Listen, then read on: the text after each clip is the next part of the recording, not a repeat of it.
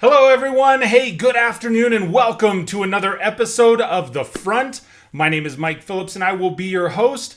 Just a couple quick reminders for motivational tips to increase your influence and level up your leadership. Make sure you check out leadtheteam.tv. Do me a favor if you would subscribe to the channel there. And I'm streaming right now on Facebook, on Twitch, and on YouTube. So I would love for you to tune in and join me. This afternoon, we're going to talk about some leadership and sales Q&A right after this. Thanks for tuning in to Lead the Teams, The Front. Make sure you subscribe to the channel and hit the bell notification so that you're the first to know about new episodes, uploads, and when I go live.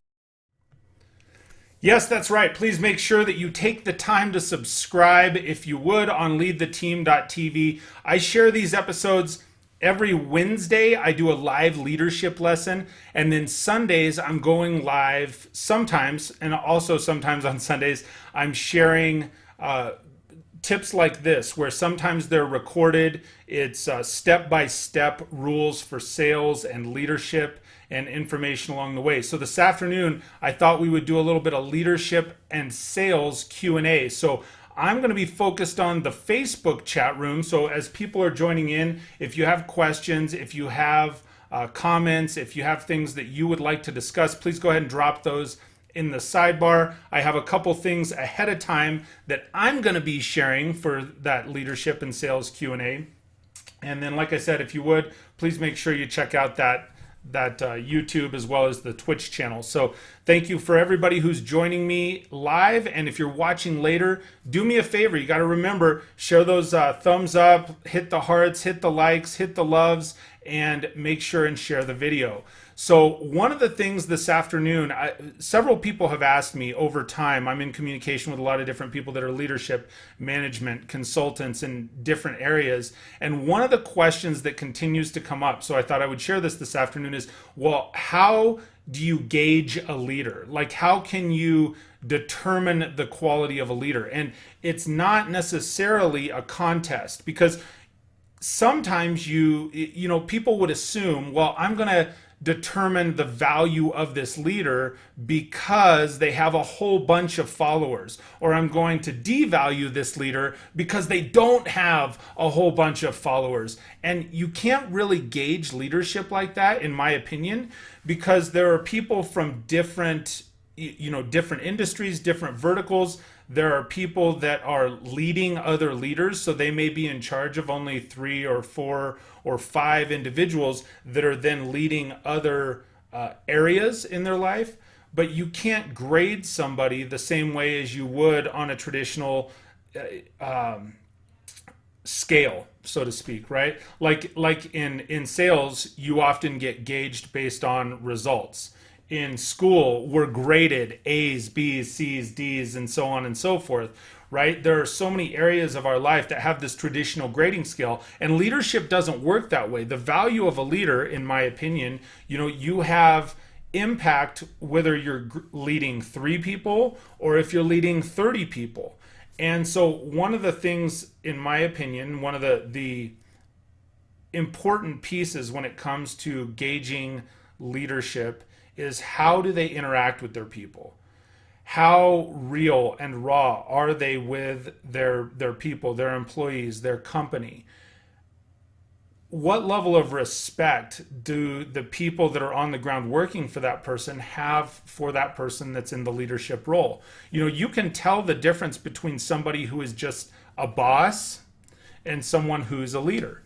And the people that are leaders are the ones that their people are going to go to bat for them. Their people are going to have a mutual respect. The people that are leaders are the ones that are going to ultimately, regardless of the number of people that they have working for them, are the ones that are going to produce results. Their companies are going to produce results. Their departments are going to produce results. Their people are going to produce results. And so because of that, they're going to enjoy a success at many different levels. They're going to enjoy success for each of the individuals. They might enjoy success departmentally. They'll enjoy success certainly on their personal level and for their companies. So when people are asking, gosh, how can I gauge someone's leadership? Just look at the way that, for me, first and foremost, look at the way that they interact with their people. And that's going to be a key indicator of how they do as a leader, not necessarily as a manager. Managers, I think, are a little bit different. Managers are ones that often manage things. Leaders lead people, like you've heard that saying before.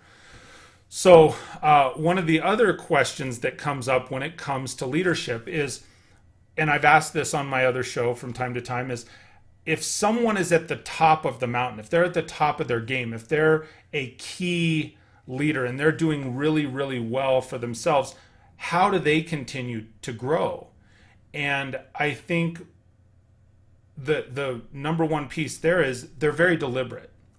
People that are in a leadership role that want to continue to grow are very deliberate in their growth. They will seek out other leaders. They will seek out other people. They'll seek out educational material. For the people, if you're watching this right now, that's one of those pieces that you've made a decision. I'm going to tune in and I'm going to watch that episode of The Front and see what we're talking about on that Q&A. So the people that once they've reached the top of the mountain, so to speak, that will continue to grow are the ones that are deliberate in their own personal development, in their own growth. They'll seek out people. They will know that even though they may be at the top of their mountain, there's still an opportunity for another mountain to be climbed. There's still other opportunities out there for their personal growth in other areas. Even people that are viewed as experts certainly still invest the time in themselves to reach and to grow and to polish other areas that they are not the greatest at. It doesn't mean that they're going to ever be the greatest at it, but they will spend time, they'll invest time to work on that and to improve as best that they can. So that's one of those things. As somebody who's a leader in business, you got to be very deliberate and continue to seek out personal growth, personal development. That's really, really important. The third question that I'm going to cover today is, from a leadership standpoint, I've had many, many people say, well, how do you find good people? How do you find good people? I don't know where to look. I'm not sure where to go for, seeking out good people. I have such a tough time finding good people. We've all heard that saying. We've all heard people say that recently in business. And as a leader, how you find good people is you are constantly recruiting. It's so important that you have to constantly be looking. You have to constantly be recruiting. It's like a winning football team at the end of the season. Guess what? They still show up to the draft, right? If the team that won the Super Bowl still shows up to the draft and drafts new quality players, and then they groom them into their culture, their team, the things that they want. So if the number one place here is, if you want to find quality people, how do you find quality people? Is one, you're constantly recruiting. You have to constantly be looking for quality people. Two is goes back to the second question that I'm asked, is you constantly have to be improving yourself. Don't assume just because you've made it to the top that that's all there is. Because if you are not continuing to grow yourself, then other people that are top notch, that are winning their game, are not going to be seeking you out as a leader.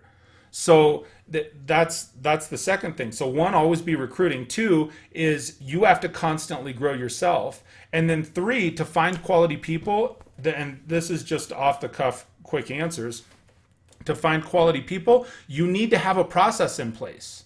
So often somebody comes in and we conduct a shoot from the hip interview, and that doesn't really work well. You have to have a process. You have to have a set 4 or 5 or 10 questions, depending on your industry. If you have at least 4, 5, 8 really good questions that you're consistently asking of your applicants, you should have an idea of what those applicants, what you want them to say. What sort of answer, what sort of path do you want to lead them down, right? You can't just show up and say, well, hey, gosh, I have no plan, but I'd really like to have some good people show up. You have to have a plan in place. You have to have a path to be able to recruit those really good people.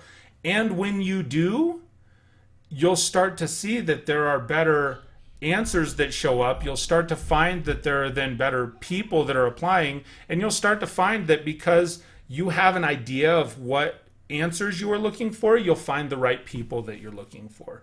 So there's a few real quick leadership and sales Q&A this afternoon. I'm trying to keep this to 10, 12 minutes. So I appreciate you taking the time to tune in and join me for another episode of The Front this Sunday afternoon. I think I'm going to start setting a regular Sunday afternoon time, and then also make sure you catch live leadership lessons from The Front each Wednesday night at 7:05 p.m. Eastern. This is an opportunity, like I said, for you to get motivational tips, for you to increase your influence, and for you to level up your leadership, whatever